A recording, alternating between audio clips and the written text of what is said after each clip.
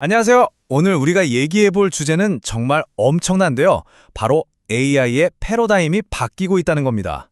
단순히 우리랑 대화만 하던 AI가 이제는 직접 행동을 하기 시작했다는 거죠. 자, 그럼 본격적으로 한번 들어가 볼까요? 이 슬라이드를 보시면 그 차이가 확 느껴지실 거예요. 왼쪽은 기존의 AI, 그러니까 LLM 추론 방식이에요. 그냥 머릿속으로 생각만 하는 수동적인 모습이죠. 근데 오른쪽을 보세요. 이게 바로 에이전트 추론입니다. 주변 상황을 보고 피드백을 받으면서 직접 행동하죠. 훨씬 더 능동적이고 상호작용적이에요. 자, 첫 번째 섹션입니다. 신탁에서 에이전트로 우리가 흔히 쓰는 챗 GPT 같은 AI를 생각해 보세요. 정말 똑똑하잖아요? 근데 마치 어떤 상자 안에 갇혀 있는 그런 신탁 같은 느낌이죠. 이제 이 AI가 어떻게 그 상자를 깨고 나오는지 한번 살펴보겠습니다. 먼저 기존의 AI, 그러니까 전통적인 거대 언어 모델부터 시작해 볼게요. 이 다이어그램을 보시면 닫힌 세계에서의 추론이라고 적혀 있죠? 이게 무슨 뜻이냐면 외부 세상이랑 소통할 방법이 없다는 거예요. 그냥 자기가 이미 배운 지식 안에서만 생각하고 답을 하는 거죠. 그러니까 당연히 정보가 좀 오래됐거나 심지어는 없는 사실을 지어내는 환각 현상이 생기기도 하는 겁니다. 자, 그런데 여기서 진짜 엄청난 변화가 시작됩니다. 오른쪽 에이전트 도구 시스템을 한번 보세요. 이제 AI는 그냥 생각만 하는 게 아니라 도구를 선택하고 그 결과를 다시 성찰하는 과정을 거쳐요. 이걸 통해서 현실 세계에 기반한 훨씬 더 정확한 추론이 가능해지는 거죠. 말 그대로 도구를 써서 세상과 직접 소통하면서 아까 말했던 한계들을 스스로 극복해 나가는 겁니다. 두 번째 섹션, 에이전트의 핵심 능력입니다. AI가 그 상자를 깨고 나오려면 뭐랄까 기본적인 스킬, 일종의 슈퍼파워가 필요하겠죠? 연구자들은 이걸 기반 에이전트 추론이라고 부릅니다. 그 첫 번째 능력이자 가장 중요한 건 바로 복잡한 계획 수립 능력입니다. 이 다이어그램을 보면 에이전트가 어떻게 생각하는지 딱 보이죠? 먼저 큰 과제를 받으면 이걸 잘게 쪼개요. 과업 분해죠.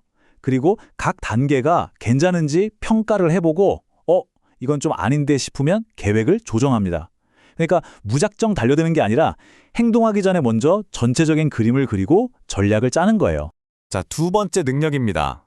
계획을 세웠으면 이제 실행을 해야겠죠? 바로 도구 사용 능력입니다. 여기 보이는 도구 사용이라는 게 그냥 단순히 뭘 쓴다는 의미가 아니에요. AI가 지금 상황에 딱 맞는 도구가 뭔지 선택하고 또 여러 도구를 어떤 순서로 써야 할지 조율하는 것까지 포함하죠. 예를 들면 계산기로 뭘 계산하고 그 결과값을 가지고 또 다른 프로그램이나 API를 부르는 이런 식으로요. 그리고 마지막 세 번째 능력, 그 닫힌 상자에서 완전히 나오려면 이게 필수죠. 바로 웹 검색입니다. 이 웹 검색 능력 덕분에 AI는 이제 옛날 정보에 갇혀 있지 않게 되는 거예요. 다이어그램처럼 필요할 때마다 인터넷을 동적으로 검색해서 가장 최신 정보를 바로바로 가져올 수 있으니까요. 이러면 지식의 한계를 뛰어넘어서 정말 현실에 딱 맞는 답변을 해줄 수 있게 되는 거죠. 세 번째 섹션, 학습할 수 있는 AI입니다. 자, 이제 행동을 할 수 있게 됐어요. 근데 이걸로 끝이 아니죠. 진짜 똑똑해지려면 자기가 한 행동을 통해서 뭔가를 배워야 하잖아요. 바로 이 개념, 자기 진화적 에이전트 추론이라는 게 핵심입니다. 이게 뭐냐면 에이전트가 경험을 쌓으면서 계속해서 스스로를 개선해 나간다는 뜻이에요. 이게 바로 평범한 에이전트와 정말 뛰어난 에이전트를 가르는 차이점이죠. 이 과정을 보면 딱 운동선수가 경기 끝나고 코치랑 같이 비디오 돌려보는 거랑 똑같아요. 먼저 자기가 한 행동을 성찰하고 비평하죠. 그리고 그걸 바탕으로 다음 계획을 재계획하고요. 여기서 얻은 새로운 통찰을 학습해서 나중에도 써먹을 수 있도록 메모리를 업데이트하는 겁니다. 이런 피드백 루프를 계속 돌면서 점점 더 똑똑해지는 거죠. 자, 네 번째 섹션입니다. 이제 스케일은 확 키워볼게요. AI 한 명이 아니라 여러 AI가 팀을 이뤄서 협력하는 상황을 볼 겁니다. 혼자서는 풀기 너무 어려운 복잡한 문제들을 어떻게 해결하는지 한번 보시죠. AI들도 팀으로 일하려면 각자 역할이 필요해요. 마치 수술실에 들어간 의사팀처럼요.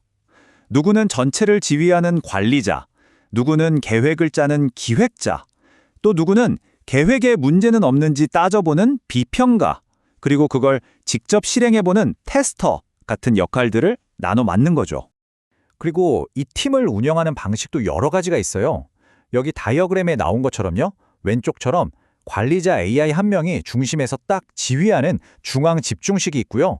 오른쪽처럼 모두가 동등한 위치에서 서로 의견을 주고받는 분산식 네트워크도 있습니다. 어떤 문제를 푸느냐에 따라서 더 효율적인 구조를 선택하게 되겠죠. 자, 마지막 섹션입니다. 새로운 에이전트의 세계. 그럼 지금까지 얘기한 이 모든 게 도대체 왜 중요할까요? 이 에이전트 AI가 벌써 우리 세상을 어떻게 바꾸고 있는지 실제 사례들을 좀 보겠습니다. 첫 번째는 로봇 공학 분야예요. 예를 들어서 사람한테 방 좀 치워줘 이렇게 간단하게 말하면 에이전트 AI가 이 말을 듣고 알아서 계획을 세우고 도구를 쓰고 학습하는 과정을 거치는 거예요. 그래서 물건을 짚는다, 저기 장애물은 피해야겠다 같은 구체적인 행동으로 바꿔서 실행하는 거죠. 과학 분야에서는 정말 잠재력이 어마어마합니다. 연구과제를 주면 에이전트가 실험을 계획하고 시뮬레이션으로 실행해보고 그 결과를 분석해서 새로운 가설까지 만들어내는 이 모든 과정을 도와줄 수 있어요. 이건 뭐 과학적 발견의 속도를 말도 안 되게 끌어올릴 수 있다는 얘기죠. 헬스케어, 의료 분야도 마찬가지입니다. 의사들이 모든 최신 논문을 다 읽을 순 없잖아요. 그럴 때 에이전트 시스템이 실시간으로 관련 문헌을 웹 검색해서 요약해주고 환자의 데이터를 도구로 분석해서 진단에 도움이 될 만한 정보를 제공해주는 거죠. 의사를 돕는 정말 강력한 조수가 될 수 있는 겁니다.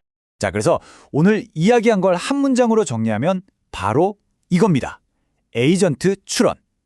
AI가 더 이상 수동적으로 정보만 만들어내는 존재가 아니라 주변 환경과 계속 소통하면서 스스로 계획하고 행동하고 또 배우는 그런 주체적인 존재로 바뀌고 있다는 거죠. 이 기술, 정말 무서운 속도로 발전하고 있습니다.